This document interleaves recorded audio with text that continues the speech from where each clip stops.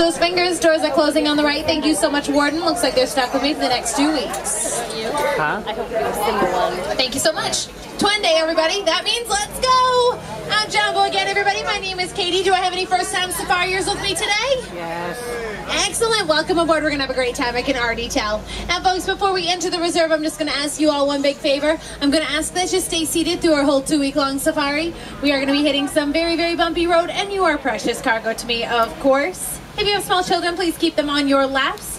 Please don't lift them up like baby Simba. I know it's tempting. Just keep them on your laps. I'd like to tell you a little bit about the Harambe Wildlife Reserve that we are entering. It was established in 1971 to protect our local wildlife.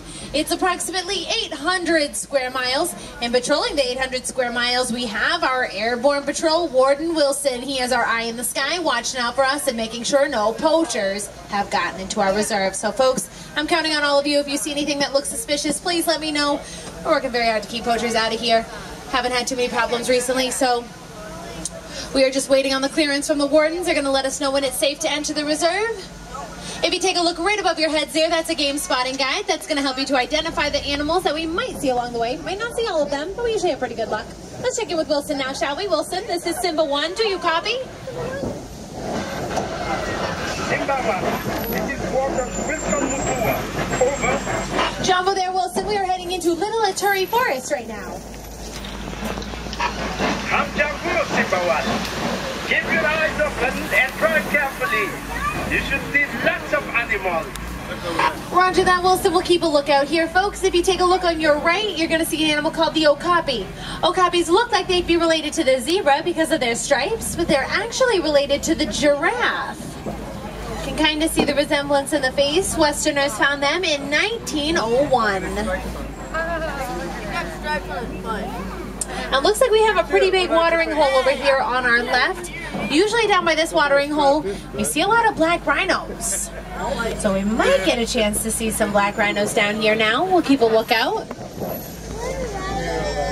Sometimes they blend right into the rocks.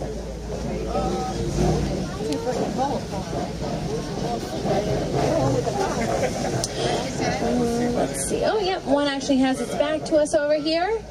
Black rhinos can weigh about 3,000 pounds and have a charging speed of 35 miles an hour.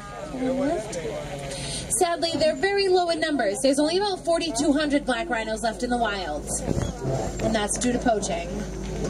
So we're working very hard to protect them here.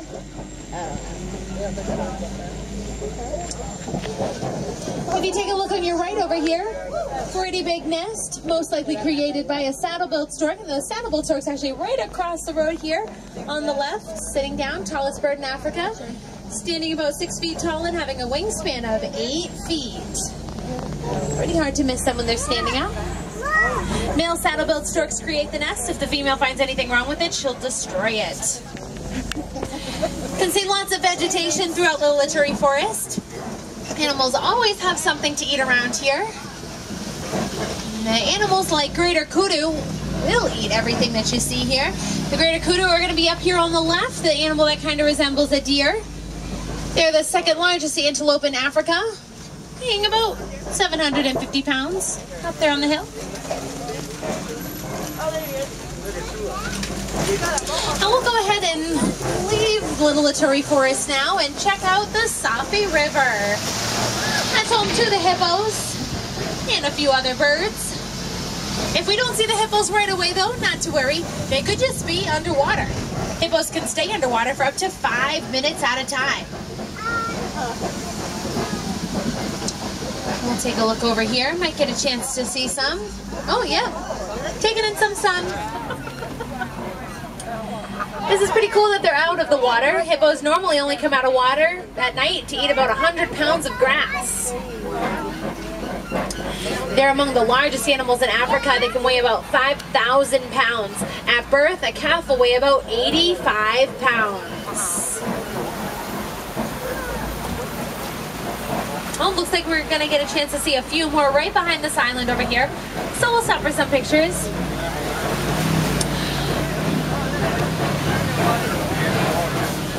As we make our way by that island, you'll see that the birds that are on the island, those are called pinkback pelican. Pinkback pelican are known to bring their prey towards the shallow waters before they eat them. Doesn't look like they're eating right now, but we can grab some pictures of the hippos over here. Taking in some of that nice water. I don't blame them. It's pretty refreshing right now. Just kidding. Probably really cold. I can see in its own way, Sabi River is very pretty. There's a lot of nice scenery around us here. Some very pretty waterfalls over here on the left. But I'll tell you what's not very pretty. It's this bridge. Looks a little old. Looks like the weight limit's 4 tons. Good thing the truck's only 9. We should be all right. Hold on, everybody.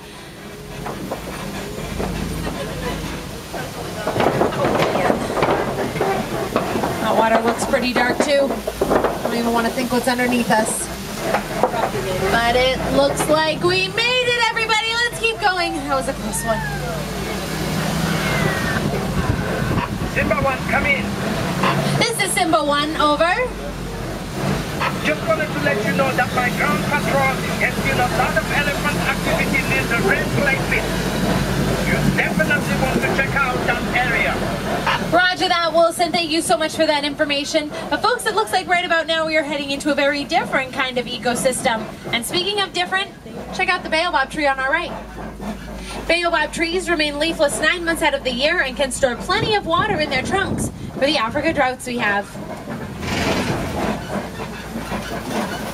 Now, folks, looks like we have come to a savanna. This is my favorite view of Africa, folks, because it is nature at its best. The Serengeti grasslands can stretch hundreds of miles across Africa. And it serves as a superhighway to a lot of animals that live here. Animals like African elephants, reticulated giraffes, lions. That's right. We'll keep our eyes open for all of those animals. Hopefully, we'll get a chance to see them all. As we make our way around the savannah, you might notice that there's a lot of trees that have been knocked down. That's from the elephants. They kind of act like bulldozers around here, knocking down whatever is in their paths. And you might also notice that the trees are nice and full at the tops, but not so much at the bottoms. Any ideas on why that is? It's from the giraffes. They eat along the sides of the trees, which allows plenty of sunlight to come in, making the grass grow for smaller animals like Thompsons, gazelles, and warthogs. They'll trim up the grass for us like little lawnmowers. All part of one big happy landscaping family here on the savannah.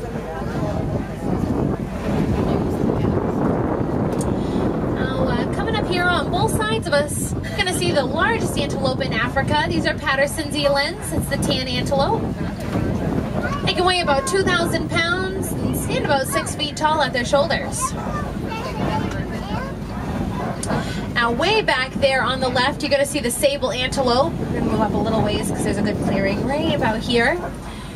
The emblem of the Harambe Reserve. Females will be a brown-maroon color. Males will be black. You can see there's a couple babies back there, right behind those termite mounds. Also on the left, you can kind of see blending into the grass is a water buck. They're known to secrete an oily substance from their skin, making them almost waterproof. Very close here to a few more Patterson's elands. You can see it's so nice that we can get this close to the animals all around Harambe.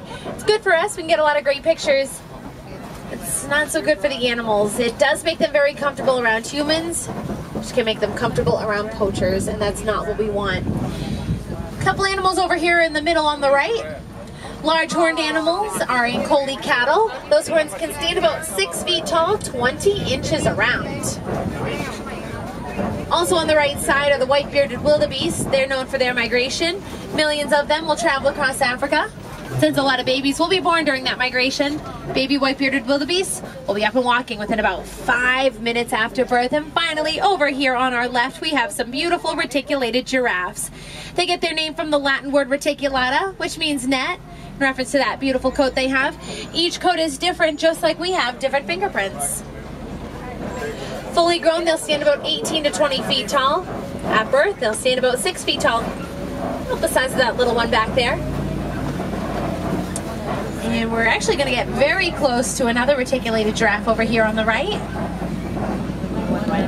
Definitely get a good picture. This is a perfect example of exactly how close we can get to all of these animals here.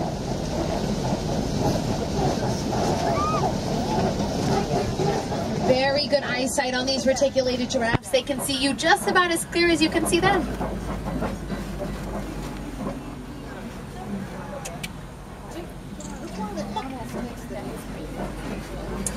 The tall cone-like structures that you saw all around the savannah, those are termite mounds. They can get as hard as concrete. Elephants will use them as scratching posts, while sable antelope will use them to hide behind. Reticulated giraffes can blend right into the trees up there. Now coming up here on the right, you're gonna see a couple little guys. These are Thompson's gazelles, also known as Tommies. They look like babies, but they're actually fully grown, weighing about 60 pounds each. They're surprisingly very fast moving. They can run about 50 miles an hour and would be considered one of the fastest land animals if they didn't resort to making zigzag formations when they run. A couple more of the baobab trees out back there on the right. Trees are probably about 2,000 years old once they get that big. All around the savannah here. The savannah is all part of the wild Africa that we are working so hard to preserve here on the Harambe Wildlife Reserve.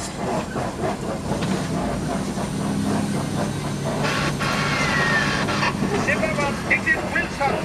What is your location? Over. Wilson, we're heading into Monkey Point. What's up? Keep your eyes open for me. We picked up a baby elephant that was wandering off on its own. We can't find the mother.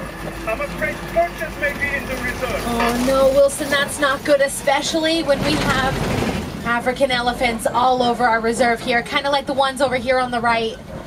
Oh no, hopefully Wilson's wrong about poachers being here. That would not be good.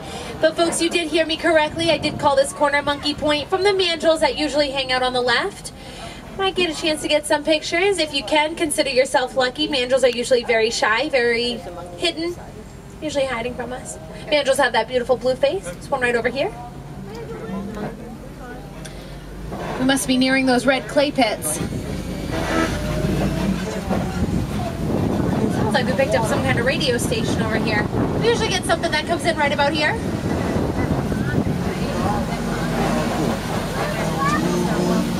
Oh, wow.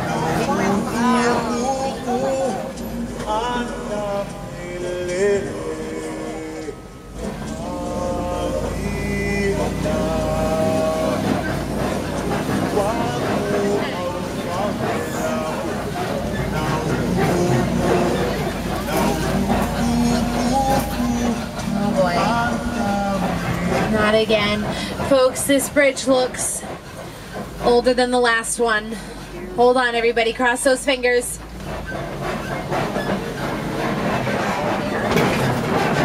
That does not sound good. There's only so much duct tape can do around here. How are we doing back there? We're good? Looks like we made it again, everybody. Hopefully there's not a third bridge. Might not get so lucky. But it looks like that bridge brought us right to where we wanted to be, folks. These are the red clay pits that Wilson wanted us to check out. And it's a good thing he sent us this way. Lots of tusk marks on the right. Some footprints on our left. It looks like we'll see a few more African elephants over here on the left. Elephants usually eat that red clay to gain minerals just like we take vitamins. Now, male elephants will take off on their own once they're mature enough to do so. Baby and mothers will stay together for a great portion of their lives. That's why it worries me that Wilson found that one off on its own. Hopefully he's wrong about the mother being missing. Check in with him soon about that. You might not have known this, folks, but both male and female African elephants have those beautiful white tusks. Sadly, that does make them prime targets for poachers. So here on the Harambe Wildlife Reserve, we are studying the elephants' vocal patterns to see how we can learn about their behaviors and hopefully better protect them. Want to keep them safe if we can. We'll just go up a little ways here. We'll be able to maybe grab some pictures. You can see a few more baobab trees over here on the right. Elephants will knock these trees down during the droughts to get up whatever water they can that's left over in them. You can grab some pictures of the elephants back there if you want to. Looks like they've been here for a while. They've trimmed up all the grass around us here. They can eat about 300 pounds of grass, roots, small trees. per day, making them about 12,000 pounds.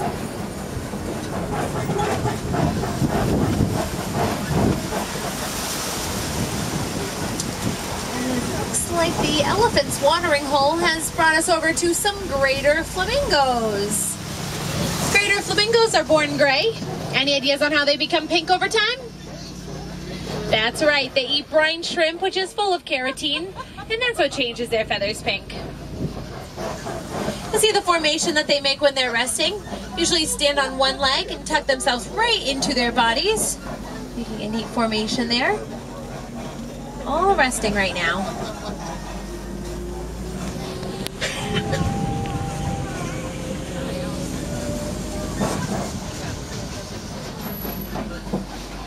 Oh, now we're gonna go nice and slow because right through this clearing over here, you can kind of see a baby and mother together back there. That's not the baby that Wilson found, though. We're gonna keep going up this way. We'll check in with him soon about that. A mother elephant will carry their unborn baby for 22 months. This looks a little bumpy right here. Hold on, everybody. I think we're nearing rhino country. Oh yes, white rhinos love the muddy areas around here. A couple up here now. Now, white rhinos were on the verge of extinction, but thanks to anti-poaching efforts and reserves like ours, they're making a very successful comeback. We're very happy about that. They're back there on the left. White rhinos down here too. If you want to take a peek on your right, you're going to see a couple eggs over here, most likely ostrich eggs, judging by the size that they are. Only about 3 to 4 pounds each. Maybe we'll get a chance to catch up to some ostriches around those eggs.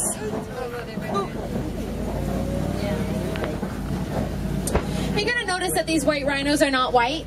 That's because they get their name from the Afrikaans word vite with a V. That means wide in reference to their mouths. When everybody heard them say vite rhinos, thought they were saying white rhinos. Simba 1, I see you at the junction. I suggest you go west. It will be worth it. Roger that, Wilson. We were planning on heading east, though. I'm not really sure what Wilson saw, but we'll do what he says. He can always see a lot more from up there than we can see down here. We'll head that way. Oh, but first, before we head west, check out the cheetahs back here. Cheetahs are the fastest land animal. They can run about 70 miles an hour, but they can only maintain that speed for about 15 seconds. They do most of their hunting during this time of the day, which is unlike most big cats. One laying down, is actually one up and moving right now, so probably about to start that hunting. We'll definitely head west like Wilson wanted us to.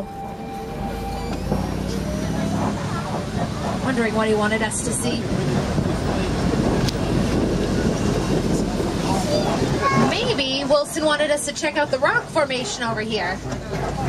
We call this rock formation a kopie. Lions usually hang around these kopies. Maybe we'll get a chance to see some lions up here now. Male lions will do the protecting of the territory, while female lions do the hunting. Oh boy. Looks like the female's done a little bit of hunting right about now. That's all right. We'll keep going up this way here and keep our eyes out here on the left. Don't really want to miss anything that could be going on, but if you want to take a look on your right, a couple animals back there, a couple ostriches maybe. We have the scimitar horned oryx back there laying down on the right. Their horns they have can stand about 42 inches tall. Maybe Wilson was right to send us this way. There's a lot of animals around here. Maybe even some lions up here. If we don't see the lions, though, it doesn't really surprise me. They are inactive 18 to 20 hours a day. They could be resting. Could be catching them on one of the inactive hours. Oh, and it does look like we have something going on over here. There we go. Actually, there's the female lion also. Male and female lion up there. And you can tell the age of a male lion by the color of that mane. Darker the mane, the older the lion. He does the roaring about twice a day, once in the morning, once at night. You can actually hear it about 5 miles away. And it looks like we have a few holes in the ground. That could mean that warthogs are nearby. Warthogs are the largest burrowing animal. They create all the holes that you see here with their razor-sharp tusks. There's one right by that tree over there. Taking in some of the sun. Max speed that a warthog can run is about 30 miles an hour, which is pretty good for the size that they are.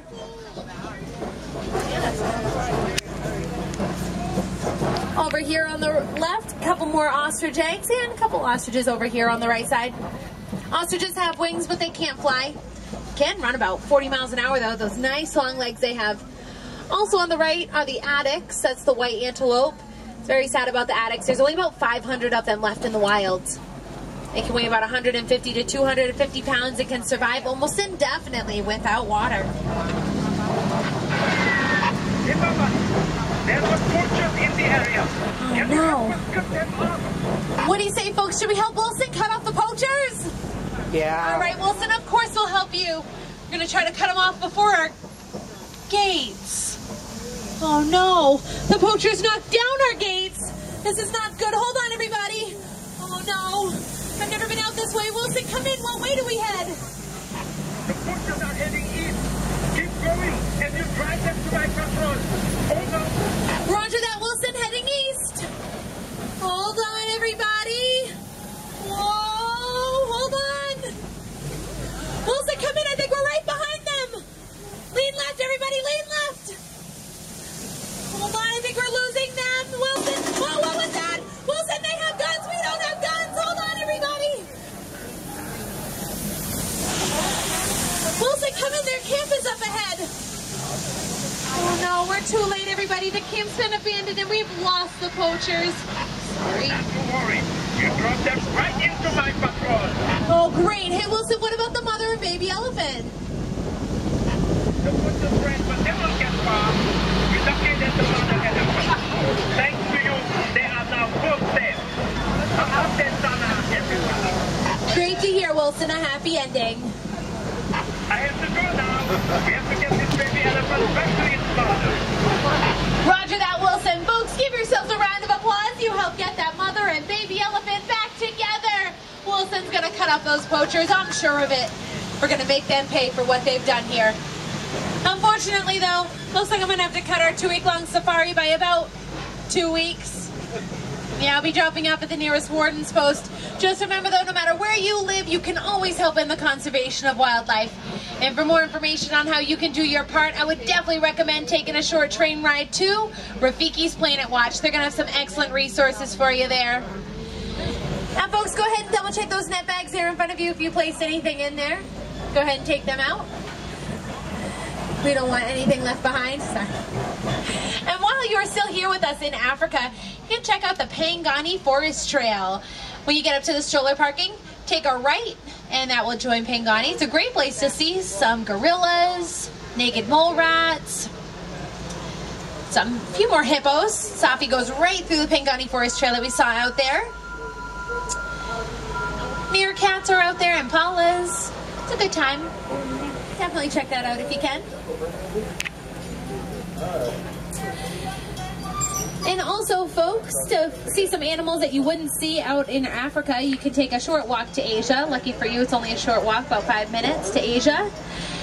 You can see the Maharaja Jungle Trek, where there's some tigers, bats, Komodo dragons. Very fun over there.